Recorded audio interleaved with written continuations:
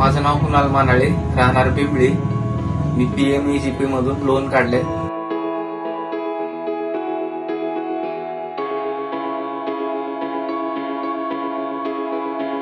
मला त्याची काही माहिती नव्हती। दादांच्या ऑफिसवर गेल्यानंतर तिथून माहिती भेटली। माहिती भेटून तिथं त्यांनी फॉर्म भरला, ऑनलाईन झाले। दादांच्या ऑफिसवरती सगळे चौकशी वगैरे करून त्यांनी आदरकीने फॉर्म भरला माझा। परत दादांनी कॉल वगैरे करून बँकेवाल्याला बोलले, मग त्यांनी लोन वगैरे मंजूर केलं। मग त्याची आणि मी त्याचा कॅमेरा घेतला। तिथून मला व्यवसायात थोडीशी भर लागली। या जिल्ह्यातील होतकरू तरुणांनी या योजनेचा लाभ घ्यावा।